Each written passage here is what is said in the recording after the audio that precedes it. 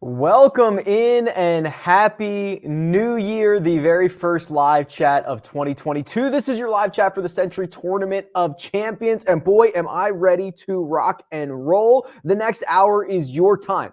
Questions, concerns, comments, anything you want to talk about in this field, this time is yours. And of course, as always, it is presented by my friends over at Jock Market. There is a Jock Market Power Hour tonight. That is Stock Market DFS.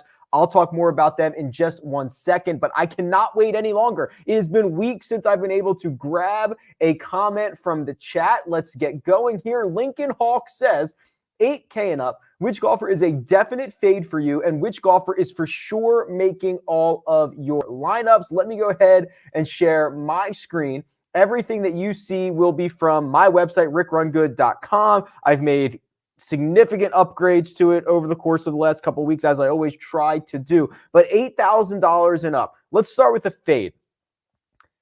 That would go down to Tony Finau and all the way up to Jon Rahm. That is the range that we are looking for. I have to say this.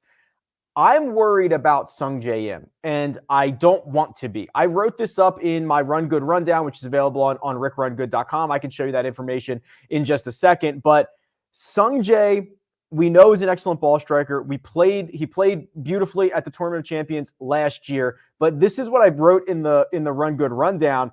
On Bermuda, over the course of his career, he's been phenomenal, but he has lost a ton of strokes. In fact, basically 9 consecutive events, he's lost strokes on Bermuda grass greens with the putter. That to me is concerning. If this was any other stat, any other player, if someone had lost 8 or 9 events in a row, I'd be really, really concerned about it. Now, when you combine all of that with the fact that he's likely to be one of the most popular in the $8,000 range, I have him coming in at about 30%.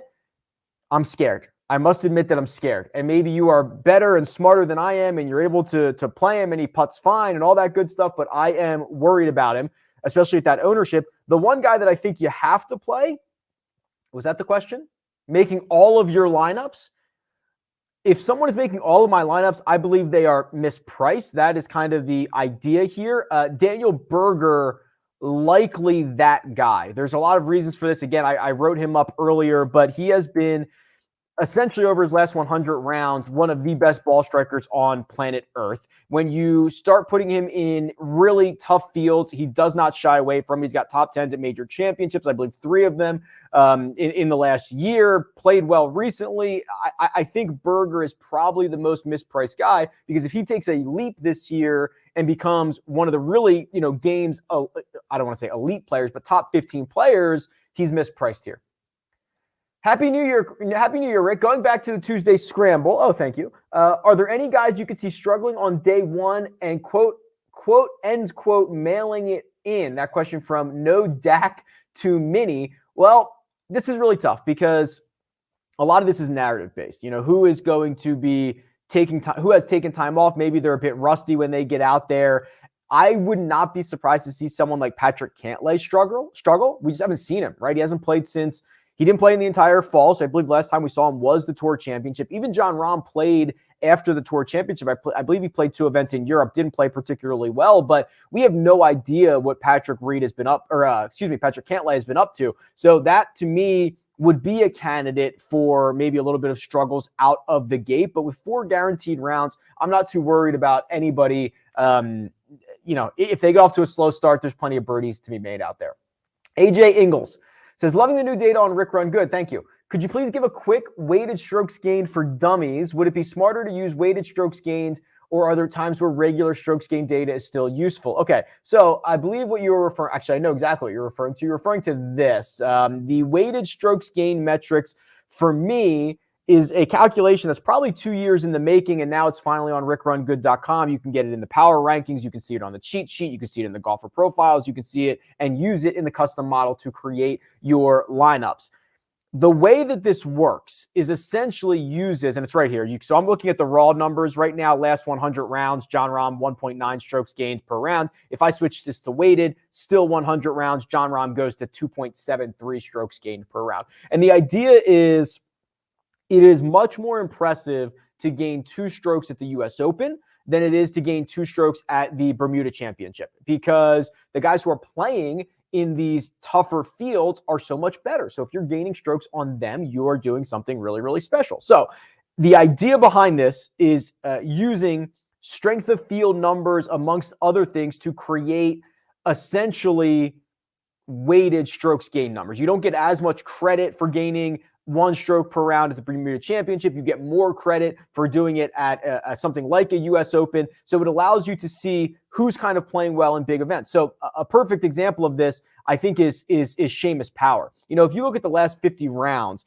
Seamus Power is literally in this field number 2 in raw strokes gained. Jon Rahm 2.1, Seamus Power 1.4. So if you start to deep dive into Seamus Power, what you're going to find is, yeah, he's been great. He's been gaining a lot of strokes, but he hasn't particularly played in the most difficult fields. You know, the stretch of golf that he played was Rocket Mortgage, John Deere. He won the Barbasol, the Wyndham, the Northern Trust. Then he played a lot in the fall, Bermuda, Mayakoba, Shriners. You know, these aren't stacked fields, right? So should he get the same credit as someone like a Patrick Cantlay does? Basically, they're the same number. No, he shouldn't. Or Sam Burns, for that matter. No, he shouldn't. So Power is number 2 in raw numbers, but he's actually number, let's see, I think he drops to like 18th or something in, let's do last 50 rounds. Sorry, let me make sure I have my filters correct. Last 50 in this field, yeah, he drops to 18th. So that's a really good example of the weighted numbers. I think there are still probably going to be times to use the raw numbers, but I will quite often be using the weighted numbers moving forward. So thank you for that question. Logan says, love the new show with Lack. What are your favorite leverage spots off the chalk in GPPs? Okay, so this obviously is dictated by what I believe the projected ownership to be. So I have that on the cheat sheet right now. Up in the upper tier, there's nobody who's super highly owned. You know, Xander Schauffele, 27%. That's probably the most. If you want to pivot there, Sam Burns is probably your guy. It's $400 cheaper. I have him coming in at half the ownership. He's got all the birdie making, all the ceiling, all that good stuff. Going down a little bit further, Cam Smith is the pivot from Daniel Berger. If you look at the weighted strokes gain metrics, Cam Smith ranks very, very highly there. Off the tee, it's his issue. Shouldn't be a problem this week. He's coming in at nearly half the ownership of Daniel Berger. And then Patrick Reed is really the popular guy, kind of right below that $8,000 range. I don't mind. I believe Kokrak comes in higher than 20%. That's what I have him projected at right now. I think he's going to come in higher than that. Why are we not talking more about Harris English? You know, he won this event last year. I know it's been a bit of a struggle for him, but there's an argument to be made that when we've had this length of a, what's the word I'm looking for? Break? Layoff? That was the word I was actually looking for. Layoffs? Then wouldn't everybody get back to their baseline? Harris English's baseline is like a top 20 player. He won this event last year, so he's probably a pretty good pivot. Let me run to this comment real quick because it is a super chat. So Bernie says, sup, Rick? I know Morikawa is the most accurate driver on tour, but what do you think about this over under 12.5 fairway line?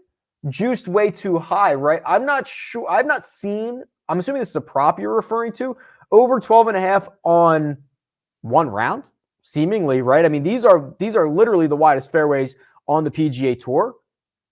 I would imagine he's going to pound a lot of them. Do I have the fairway numbers from last year? Give me 1 second real quick. I don't know if I have them handy. I can probably find them, but I don't know if I have them handy. Let me see if I can tweet that out for you, Bernie. Thanks for the super chat. It is always appreciated, but not necessary.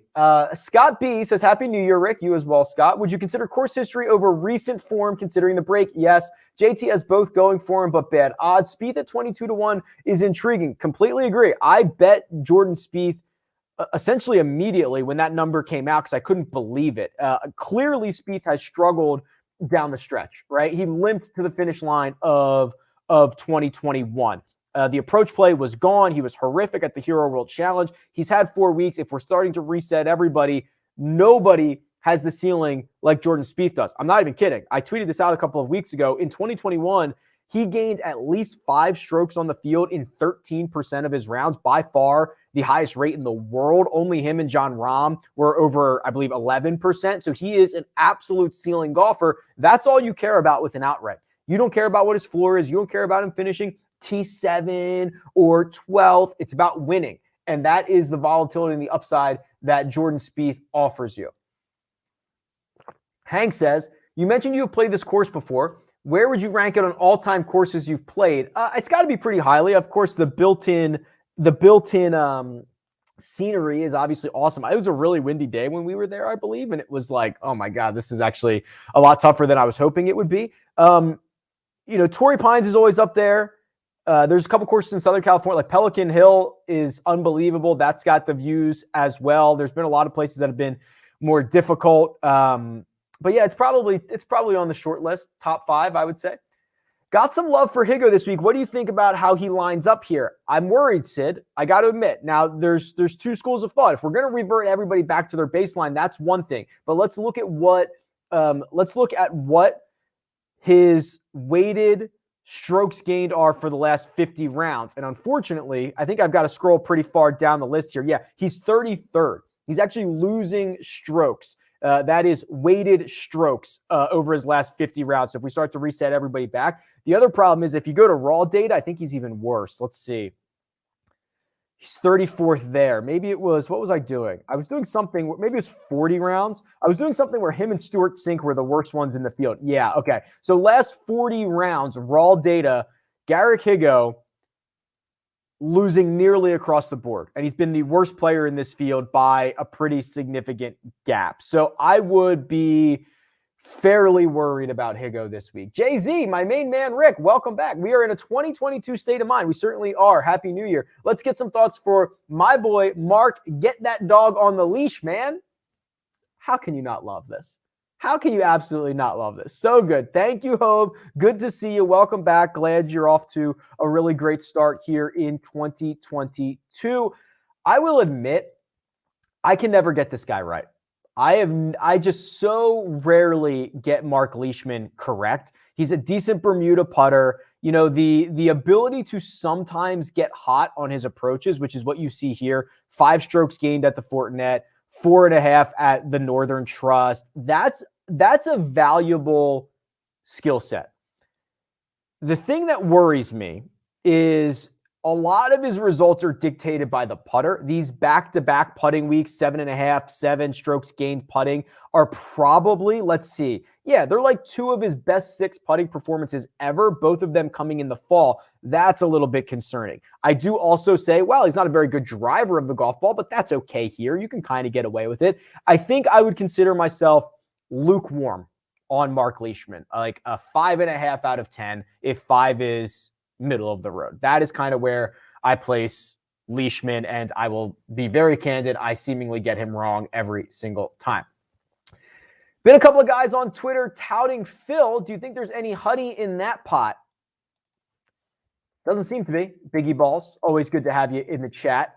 Listen, the further and further that we get away from the PGA Championship, the more and more that looked like the outlier. Now look at this. I also have his Champions Tour data in there. Pretty cool, right?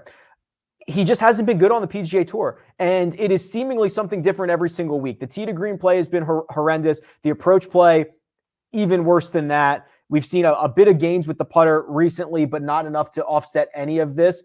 I am not all that confident in Phil contending, especially this is a hard field, right? This is 40 or 38. We're down to 38 guys that won events last year. The strength of field is like 516.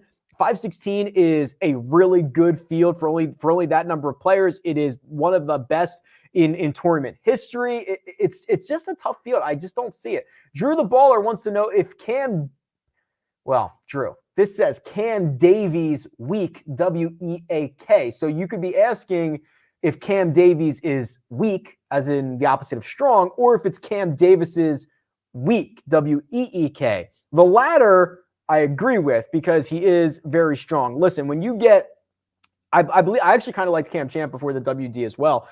Cam Davis what does he do best? He drives the ball far. He does not drive it accurately. I believe last year he was top 20 in distance and he was outside like 160 in accuracy, something like that. So you want to get in places where he can drive the ball without regard for accuracy. Kapalua certainly fits that category. There's also another thing about Cam Davis that is really interesting, and I can try to pull this up for you here really quickly. If you go to just the 2020 numbers on the Holy Grail and you flip over to the fantasy stats, which is something that I like to do, and you sort by birdies, he makes more birdies per tournament than Daniel Berger, Harris English, Patrick Cantlay, Max Homa, Patrick Reed. Now, Brooks Kepka, he also makes more bogeys than those guys. However, there's not a ton of bogeys lurking out there at Kapalua at the Plantation Course for these guys. So, yes, I don't know if it's possible for him to contend, but I think he'll make enough birdies that you could definitely see him be inside the top 10 or so, something like that. This is the moment of the show where I would like to remind you that this is indeed brought to you by Jock Market. If you've not played Jock Market, it is stock market DFS. It means you can buy and sell shares of golfers. So tonight, that's the IPO phase. That's Wednesday night. The IPO phase is going to close at 9 p.m. Eastern time. So you can go in and you can bid on shares of golfers right now. If you are one of the high bidders, when the IPO closes, you get those shares. And then those shares, depending on how the player finishes, turn into that's real dollars. You're putting up real dollars worth. There are free games as well, and it is just a fascinating idea and an even better execution. To put this a little bit more into perspective for you, I pulled up the data from last year's Tournament of Champions in the Jock Market, and this is on RickRunGood.com. This is free. You can check this out anytime that you want. So last year, Harris English sold in IPO at $6.34. Because he won, he got the full payout. That was $25 a share. So if you had one share of Harris English, you made $18. If you had 10 shares of him, you made $180, so on and so forth. So you can kind of see how this plays out. It's really interesting. You can buy and hold. You can make trades throughout. You can short golfers now, and it's more than just golf. They have other sports. If you use the code RICK, that'll get you up to a $50 deposit bonus. If you join us tonight at 8:15 p.m. Eastern time on the same place that you're at right now, the Rick Run Good YouTube channel, Joe Idonia and myself have a power hour. We'll also give away $100 there. AJ Ingalls says, can you explain the randomness percentage in the custom model? Sure. So this is the brand new updated custom model on RickRunGood.com. You can use the weighted numbers. You can use the weighted strokes gain numbers. You can include DraftKings points gained. There's a lot of different things that you can do. There's also this randomness factor. So really, it's a percentage. So if you have it set at 10%, that is going to take whatever value that you have, right? So when you assign your weights and you put them in there and you tell it how many rounds you want to go back, it ends up giving you a value. And that's the value that the optimizer, the lineup builder portion of this, builds lineups off of. It uses that value. Well, if you set it to 10% randomness, that will change the value anywhere from minus 10% to 10%. So somewhere in there, just to give you a bit more randomness.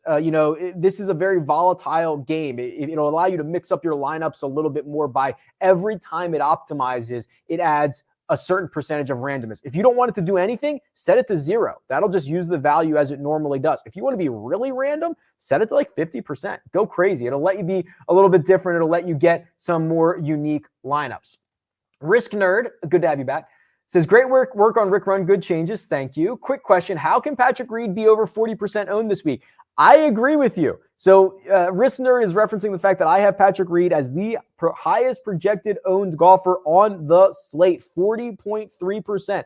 I agree with you. I don't know how he can be that highly owned because I don't think he's going to get it from me. But I think the issue is, or not the issue, I think the reason is, your options get really bad when you get below 8K. There's a lot of question marks. And he is someone that has not only won this event, has a couple of runner-up finishes. He has popped recently. I just think people are willing to forget a lot of the really bad play that he's had over the course of the last couple of months. I'm not ready to get there yet, but this is the same calculation that has been very, very accurate for a long time, and it came out to be 40%. But I agree with you. I'm nervous. Evan, welcome. Betting card, Morikawa, Spieth, and Reed, or Morikawa and JT? As much as I love Spieth, I probably will not get to Reed, so I will go Morikawa and JT. I think JT probably just wins this thing. Greg is back, says, Happy New Year, everyone. Smash the like button so we smash this golf season. Thank you, Greg. And yes, that is much appreciated. If you could hit the like button, if you could be subscribed, all that good stuff that people usually ask you for, please do that. Hey, Rick, Happy New Year. What are the chalky punts? Chalky punts. Chalky punts down at the bottom. Chalky punts could be like someone should get that domain. So chalky punts would be KH Lee's probably going to be the most popular. Max Homa, 10 and 15% respectively. Mark Leishman, maybe 21%. I probably prefer Seamus Power, Cam Davis, and Homa's fine. Homa's fine. You just need him to putt well. That's fine. And then even Gooch is an interesting pivot from Jason Kokrak, I think, as well. Oh, Joel Damon. I'll tell you what, I'll just show you Joel Damon because he's been, I think he's been a lot better than people really want to give him credit for. Over his last handful of events, the ball striking has really turned around. You can see he gained 5.5 in Houston, was a consistent gainer going back to the Wells Fargo Championship. That's a pretty good statistical profile for Joel Damon. Hey, Rick, do you have any data on guys coming off long layoffs? If not, who do you think who benefits or is hurt? I meant to do this in the break, and I'll have to get around to it. I was going to have a split section. So if you go to the golfer profiles, there's a split section. I was going to add data for playing on consecutive weeks, playing on 1 week off, 2 weeks off, 3 weeks off, or 1 week on, 2 weeks on, 3 weeks on, 4 weeks on, etc. And I have it. I just need to get it loaded in there. So I'm not ready to comment on it yet, but it's going to be hard for me to really just kind of guess. You don't know what these guys have been up to. Jordan Spieth just had a baby. I would assume he's probably been spending time with his new child, as he probably should. Bryson DeChambeau never takes time off. Now, I don't know if he's working on long drive stuff. I don't know if he's been playing a lot of golf. Never takes time off. He's been playing golf. So it's kind of a case-by-case basis. It's going to be hard for me to really identify who it benefits and who it doesn't. But I've just kind of generally said, okay, set everybody back to their 100-round baseline, and we'll go from there. Hey, Rick, says Brady. I have a one and done that included the fall swing. I've already used Answer, Burns, Smith, and Berger. Would you lean Kokrak, Leishman, or Patty Reed this week? I would prefer Jason Kokrak. I might have mentioned this already this week. Jason Kokrak is legitimately like the best putter on tour right now. So he's definitely the best putter in this field. This is raw last 100 rounds putting. Jason Kokrak head and shoulders above the field. He unlocked it. 100 rounds is a lot. That might just be what he is moving forward. If you remove just this field, the only guy who's even better than him is Ian Poulter. So that's what we're talking about with Jason Kokrak. And Kokrak is a good ball striker. He's long off the tee. He's not very good around the greens, but 25 under par, Kapalua, I'm hoping you don't have to be good around the greens. If you're using your short game, you're probably in trouble. So I think the answer is Kokrak. I believe he's the last guy that, kind of win, like 35-1. I kind of draw the line there. Like, I think he has a legitimate chance at winning. Does this course not favor JT, Morikawa, and Hovland's game? Emphasis on making the most putts? Yeah, I mean, that's one way to get there, right? So there's a lot of ways to get there. The one way to get there for those guys would be elite ball strikers and hope to make enough putts. If you look at the actual correlated numbers, and if you've never seen this before, this is one of my favorite calculations on the website. I take all the data, all the stats on the PGA Tour, all the courses, and I run a correlation model, and I say what stats at each course, what types of stats at each course have been the most correlated to success. Not for that week, but the type of player, which I think is actually a better way to do it. And strokes gained approach is very, very, very highly correlated. In fact, there's only 6 other courses in which strokes gained approach is more correlated. So you just pointed out, 3 of the best approach players on planet Earth. So yes, that is certainly one way to get there. The other way is with the putter, and you make all your 20 footers and you get to 25 under. That doesn't necessarily fit those guys, but if they're having looks from 8 feet more often, the guys are having looks from 15. Yes, that would be one path to get there. Sorry, I got to drink 2 of these a day. This is 64 ounces. I got to get to a gallon a day. Is that really even healthy for you? I don't know. Brandon says, can you chat about good leverage plays and how to avoid the chalk? I believe I did that, so give it a quick rewind. Fritz says, love your material. Welcome back. Let's go. Thanks, Fritz. Do you think someone will get to 30 under? Probably not, Jordan. I think Jordan Spieth, maybe your namesake. Although I guess maybe depending how old you are, that wouldn't make any sense. I think he's got the course record, and I believe that was 30 under, and that was just, you got to shred this thing. If you get one day of wind, they're not going to get to 30 under par, right? JT a couple of years ago, I think it was wet, might have been a little windy, ball didn't roll out nearly as much. The ball's on the ground so much here at Kapalua, especially after your drives, that if it plays wet or the wind comes up, even for a day, they're not getting to 30. So no, I do not believe. Berger top 5? Probably.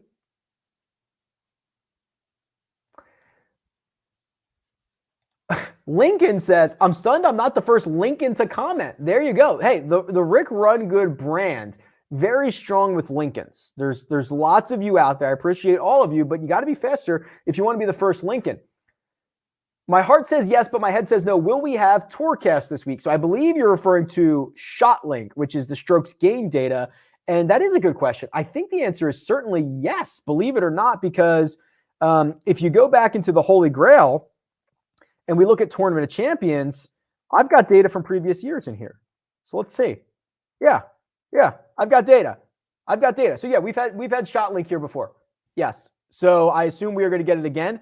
Fun little fact, if you remember, that drive that Dustin Johnson hit where he almost made an ace on that par 4, 13 or 14, I think is the whole number. That was a 1.8 strokes gained off the tee in one shot. I believe that's the highest rated tee shot ever, at least of the ones that I could find. I'd have to go back and check. With Damon being $6,100 chalk, who would you rather use as a pivot, Kisner or Sink? Probably Kisner. Listen, Stuart Sink has been basically the worst player in this field over the last 9 months. Maybe not that long, 6 months. I would probably just prefer anybody else. And maybe he gets back to being good, but I'm concerned. Love all the content, Rick. Do we have any confirmation on the Berger Hovland club situation? Yep, both of them have clubs. Berger got his, what's today, Wednesday? So I think Berger had his Tuesday morning or Monday night. Hovland got his this morning, I believe, and his driver head was snapped off. So I imagine he's working on getting a new shaft in that. But listen, he won. Didn't he win Mayakoba with James Hahn's driver? So should be ready to rock and roll for both of those guys. Cameron Champ withdrew yesterday from his home in Texas, which means he wasn't in Hawaii on Tuesday. Do we know any other player showing up the day before the tournament? No. None of these guys are showing up that late.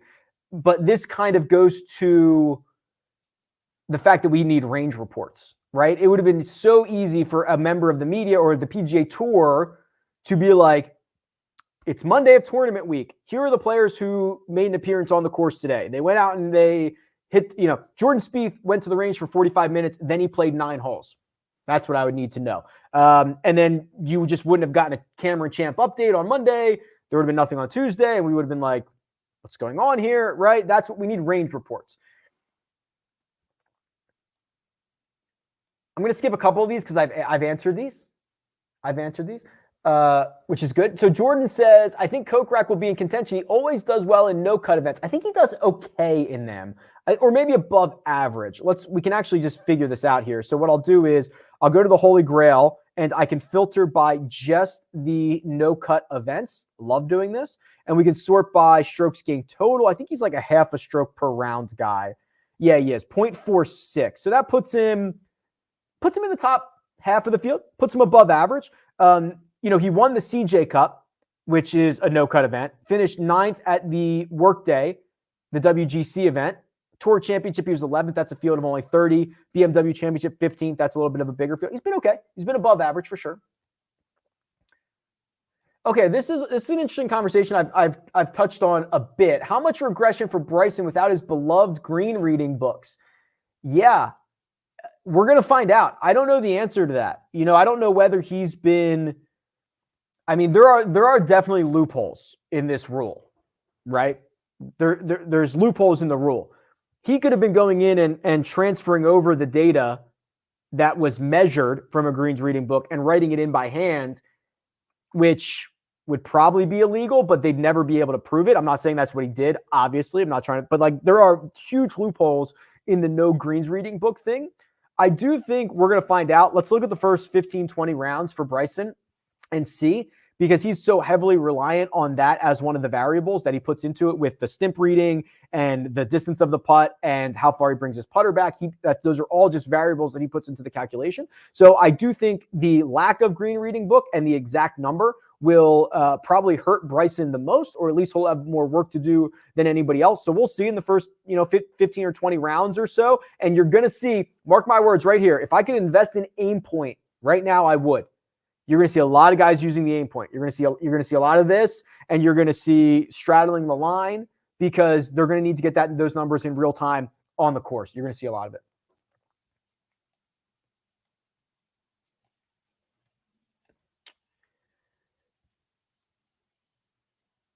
Ooh, I've answered a couple of these. Thoughts on Kepca? I'm not sure I have thoughts on Kepca. He has been incredibly subpar. I think we're talking about, it always comes down to motivation with him, seemingly. And you wonder if he's motivated. And you wonder if it is really just the major championships. He tried to tell us that he's a gym rat. I think, again, I'm lukewarm, because when he's at his best, he's phenomenal. He's always a very good putter on Bermuda. I would like to be high on Brooks. I can't get there, so I'm kind of like medium on him. All of Siwoo's wins have come on Bermuda with easy-to-hit fairways. Thoughts? Listen, Siwoo is Jordan Spieth light, right? I would be unsurprised to see Siwoo win, and I would be unsurprised to see Siwoo finish 39th. That's generally what you're going to get. This is your show. Let's pull him up. Let's pull up Siwoo here. See what we got. He's not a very good putter on Bermuda, so I'm not sure. His wins might have come there, but he's not a very good putter. He was really, this is very concerning to me. So if you're watching on YouTube, I'm pointing out the fact that since the PGA Championship 7 months ago, he's probably been one of the worst putters in the field and maybe on tour, which is concerning, because you're going to need to get to an absolute birdie fest. You're going to need to get to 25 under par. I worry about it.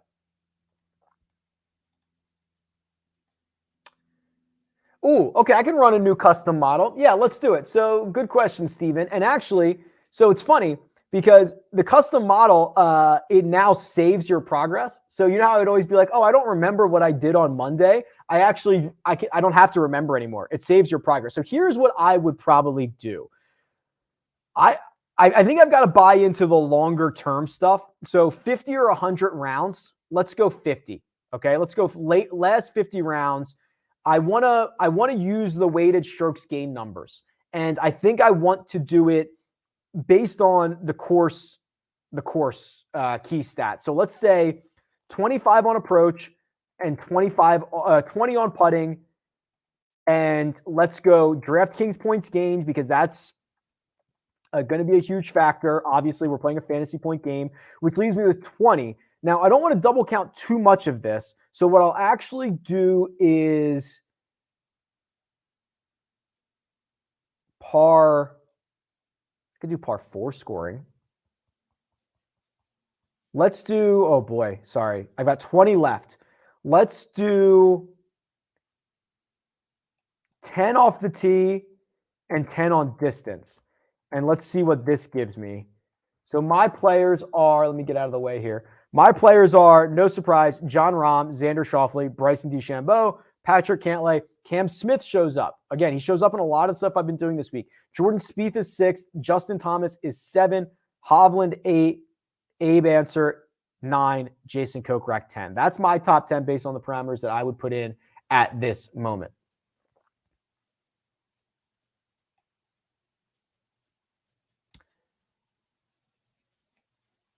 Happy New Year, Rick. Just estimated pricing and have no golfer over $7 in the IPO phase. That is referring to Jock Market. So if you had to pick 3 players this week that you'd have to pay more than $7 for, who would they be? Probably Xander, right? I think Xander's certainly safe and has a chip on his shoulder. I think that Rahm has to be one. No, Rahm doesn't have to be one. Thomas has to be one. So Thomas, Xander, and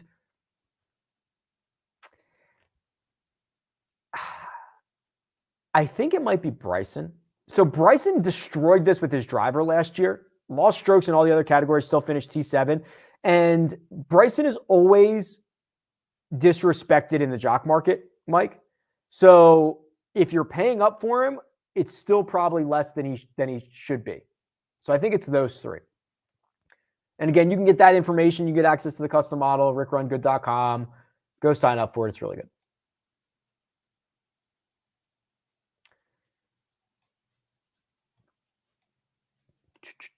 I've answered this one, Spencer. So Spencer asked again about the weighted strokes gained. I answered that one of the first questions if you want to go back.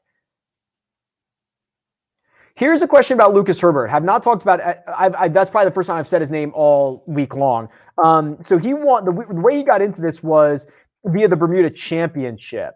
And let's take a peek, see. Yeah, so what's cool about this now is I've got not only his Korn Ferry data in here, but I've also got his Euro Tour data as well, right? That's now in the database. So we can get a really good perspective of the type of player that everyone is. So he wins at the Irish Open, finishes 4th at the Scottish. Those were back-to-back weeks in July.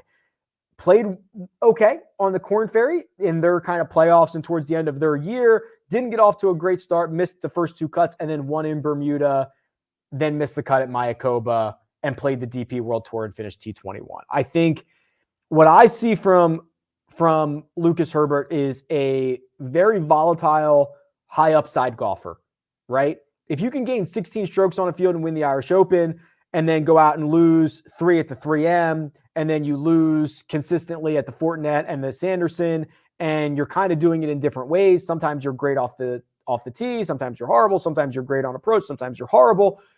This is very volatile. I will say, in terms of like high leverage guys that can win you GPPs, it's Herbert, right? I mean, I've got him at 9% owned. I'm not sure he's going to come in at that. He opens up a lot of salary cap for you.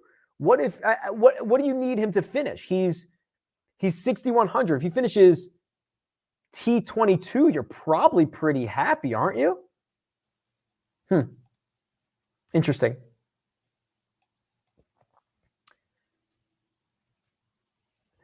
Here's a good Cantlay question. Does the $9,700 DK tag on Cantlay and the fact that he hasn't played competitive golf for longer than most cancel each other out?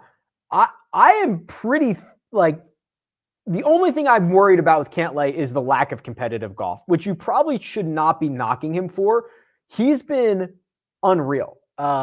If you go look at the power rankings or anywhere you want to go on RickRunGood.com and you start doing the weighted stuff, right? Start looking at the weighted last 50, last 100 rounds. It's basically Jon Rahm and Patrick Cantlay. Cantlay's been that good. The fact that he gains across the board, he's got no flaws in the game. There is an argument to be made. He's the most mispriced golfer on the slate. So I'm pretty excited about Cantlay. The only knock at all is the last time we saw him was the Tour Championship. There's actually 3 guys in this field. Here's a little fun fact for you. 3 guys in this field that have won their last 2 starts coming in. Can we name them? I'll give you a second here. 2 starts in a row. 3 different guys have done this. There's 2 obvious ones. I just talked about Patrick Cantlay. He won the BMW Championship and the Tour Championship. So you should have gotten that one. Should get Victor, right? Mayakoba hero. The other one's a little bit hairy. It's Jason Kokrak. He won in Houston, and then he won the QBE shootout with Kevin Na. So if you didn't get that one, I'll be okay with it. How much money are you willing to leave on the table for the $100,000 to first DraftKings tourney? 500 or more? No problem. So Joseph is hitting on something that is kind of like I don't want to say it's like a pet peeve, but something that I track fairly regularly. If you go and search on Twitter, RickRunGood Optimal, I tweet out the optimal lineup every week. It is rarely, if ever, it's like twice a year, 3 times a year, it's like exactly 50,000. Most of the times it leaves hundreds, if not thousands of dollars on the table. You can also go to, I have a post about them on RickRunGood.com. If you search for optimals or something like that, you'll find it as well. So I'm never afraid to leave multiple hundreds, if not thousands of dollars on the table.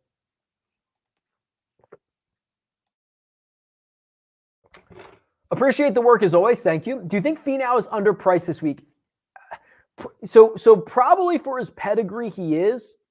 The problem is I have two big issues with Finau this week. His strengths, same with Abraham Answer, are not really put to good use here. These are super wide fairways that everybody's going to hit. It's going to turn into a putting contest. Does that, oh, geez, sorry. Does that sound like Tony Finau? No, I want Finau at kind of more difficult driving courses, longer, more narrow, grind them out type of spots. I just don't think this fits to his strengths all that well. So I think he's underpriced for his pedigree, but I think the fit is not so great. Alex Hahn presents us with our first Matt Jones question of the day. Can we do a deep dive on Matt Jones? Sure. So here's the trivia question. This is always a fun game to play. What event did this guy win to get into the event? Matt Jones? Anyone? Anyone? Give you a hint. During the Florida Swing. Yeah, it was the Honda. That's right. Honda Classic. That's what got him in here. So that was back in March. So, oh boy, here's the problem with Matt Jones. Wins the Honda. Can you see this on my screen? By gaining strokes across the board, but really gaining 6 on approach. After that, he lost strokes on approach, and a lot of them, nearly every single week. And if you want to say, okay, well, what's his baseline? Well, what is Matt Jones' baseline, his 100-round baseline? It's not a good approach player. In fact, there's no year of his career dating back to 2014 that he gained strokes on approach. He lost in all of them. He's an okay putt. He's a very tour average golfer.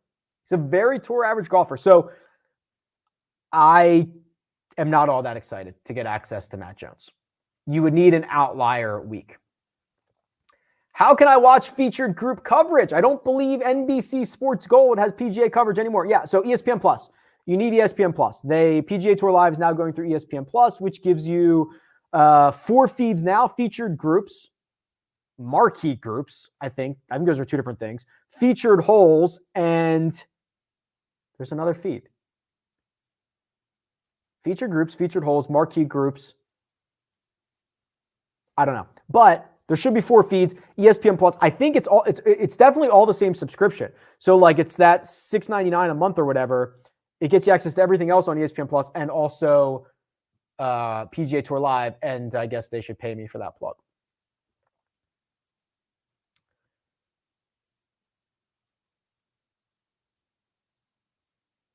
I've answered a lot of these. Let's see. Cam Davis, a perfect fit for Kapalua? Kind of. I think so. I'm running out of questions. I might loop back. There was a couple questions I skipped because I thought I was going to get better questions, but I might go back here. MD says, Rick, let a button or 2 go on that polo. Stop suffocating yourself, bro. Let's see those chest hairs. Yes, you're, as much as I would love to.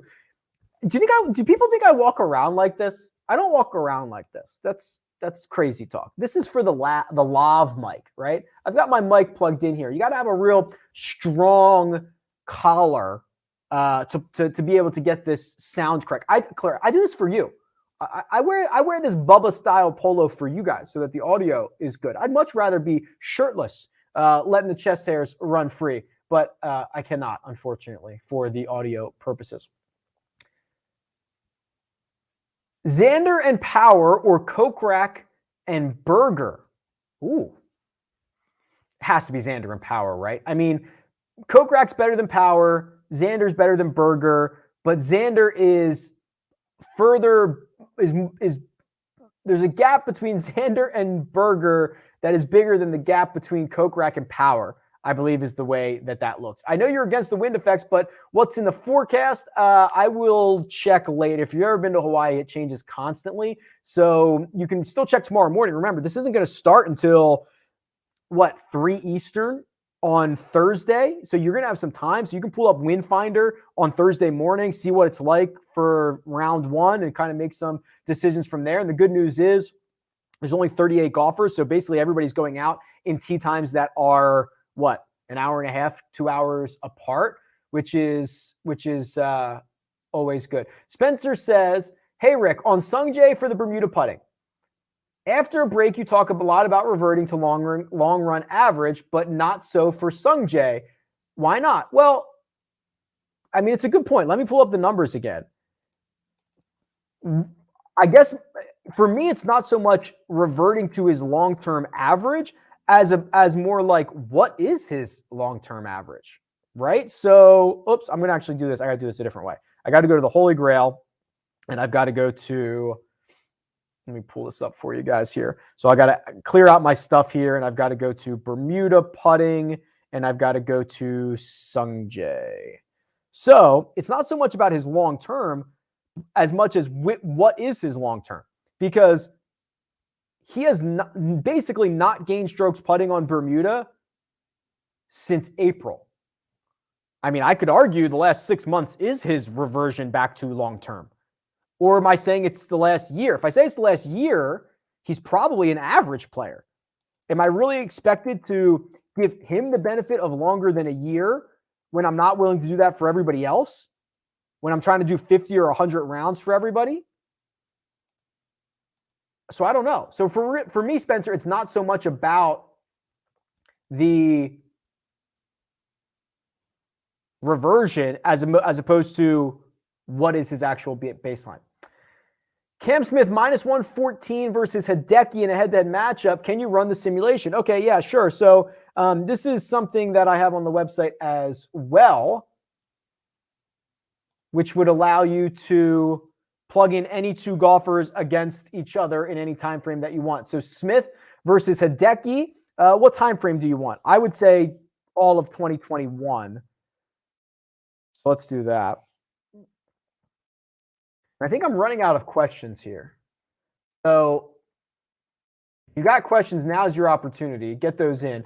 I've got Cam Smith winning this 59% of the time. Pretty good testament to how good Cam Smith has been. He's generally, there's probably only one period in which Hideki crossed over and would have been a favorite in this. And it would have been probably, yeah, it would have been early August. And then Cam Smith has continued to separate. So I've got Cam Smith winning it 59% of the time. You said the odds were minus 114. I have him at minus 143, so that would probably be a bet. Will Ricky be playing Kapalua in 2023? Listen, there's 100 guys that if you said, would they be playing this event next year, I would just tell you no. There's only 40 winners, right? Something like that, 45. And the big boys are going to eat up a lot of them. And it's hard to win. And we see even the studs go a long time without winning.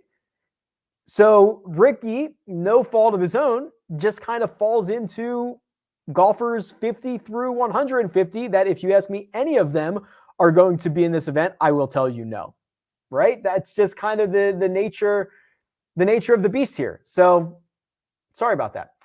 Do you think Seamus will keep up his hot play? I think he could be a good ownership pivot. Yeah, I do. So I mentioned earlier, the raw numbers for Seamus are splendid.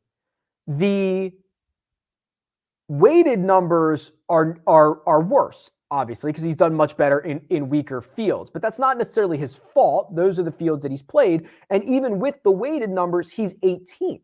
Well, 18th in a field of 38 is the top half, right? And he's being priced much lower than that. So I didn't want anyone to take my comments on Seamus Power as a negative or a knock on him, because they're not. He's still, I believe, still mispriced. I think he's $6,600. Yeah, and he's probably coming in sub 10%. And the skill set that he's had, which is the approach play, is great. So yeah, I'm pretty high on Seamus Power there.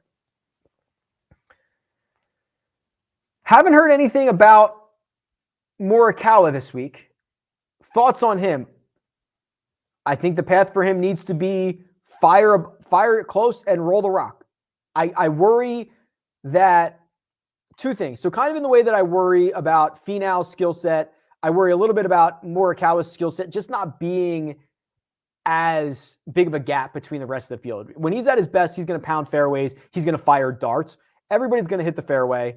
Everybody's going to be putting for birdie. If it turns into a putting contest, I worry. Now, if he stuffs everything to 5 feet, it's over. But he's going to have to make a lot of putts to probably get to 25 under par. Denver Timmy says, thanks for all the content. I want that run and done belt. Yes, if you haven't seen this, do I have this handy somewhere? I am the one and done is going to start next week, or the run and done. My one and done is going to start next week. And there's still time to get in. Last time I checked, I believe there's like 250 people in it, something like that. And the winner will get this custom fantasy golf championship belt. Could you imagine? Could you imagine throwing that thing over your shoulder? Your name will be on it. I'll mail it to you. Get a little cash along the way. Yeah, that'll be fun. It'll be cool to send that out. Looking forward to it. All right, a couple more here, and then I'll get us out of here for lunch. Let's see. First time starting a one and done with this event. Is Lefty a good use this week to get him off the table and keep the top players? Daniel, my friend? No. Could he win? Are these comments going to burn me? Maybe. You do not have to use Phil Mickelson in one and done this year. You don't. My strategy would be burn somebody. I'm burning Xander. Do it. There's plenty of guys left. You're never gonna feel bad. You're only gonna feel worse when you get to the end and you didn't use your guys and you never contended all year long. You don't have to get Phil off the table. You don't have to use him this year. I created a video during the offseason about setting my one and done lineup for the entire year. Go check out that video. I believe it is a strategy backed by data, and I think it's worth it. Enjoy. Coke Racker, Sung Jae, and one and done, either are fine. Take your pick. Can you give your opinion on 4 golfers to win a major this year? Oh my God. I mean, I don't know, Matt. Is it just like you want like Rahm, Spieth, Cantlay, Victor? Like it's just like there's just so much, right? I don't know. If there was like some type of strategy involved where it's like you get more points for picking golfers that are further down the official world golf rankings. I mean, here I think it's really weird. I actually think this is what's the Jordan Spieth prop on winning a major? Probably half, right? Half a major. This is the year Jordan Spieth wins a major, I believe. He's got such a good setup. Augusta, obviously. Southern Hills, fine, whatever. But he's going to get Brookline, which is these tiny baby greens, right? There's 2 ways to win at Brookline. Hit every green or have the best short game. And that means either Morikawa or Jordan Spieth are going to win the U.S. Open. Then he gets to go to St. Andrews, which is like a great spot for him. And the Open Championship is all about creativity. And he's like the most creative golfer on planet. I think he has 3 really good shots at it this year. I'm looking at top 20 for Tournament of Champions, 15 guys minus 30 or better. A couple of them have to be good plays. Yeah, I assume, but I'm not sure who those guys are. I'm not sure that question. Jeffrey says, I already ate lunch. Keep talking, please. Some of us have not eaten lunch yet. Myself included, Jeffrey. Do you ever hedge when you have a golfer leading on Sunday? Okay, Adam. Woof. We'll end with this one because this is a very good topic. Generally not. And I created a video about this in the offseason, which I highly encourage you to go watch. The reason that hedging in golf is incredibly difficult is that it is not a binary outcome. When you have a Super Bowl team, a team to win the Super Bowl, and you have them in the playoffs and you hedge against them with the other team, there's 2 outcomes. Team A wins or Team B wins. We have seen in golf countless times It is not golfer A wins or golfer B wins. It's golfer A wins or golfer B or C or D or E or F wins, right? There's just so much craziness that happens. And it's hard to find that right guy without hedging yourself out of with 5 tickets and just hedging yourself out of the bet anyway. Couple of interesting ways to hedge. You should do it before the event starts, right? Create your own each way. Bet someone to win and bet them to finish top 5 or top 10, something like that. That's one way to hedge. And hedging number 2 would be look at your matchup options on Sunday, because you could get a situation where you're in the final group and you bet the other guy in the final group to win the 4th round matchup.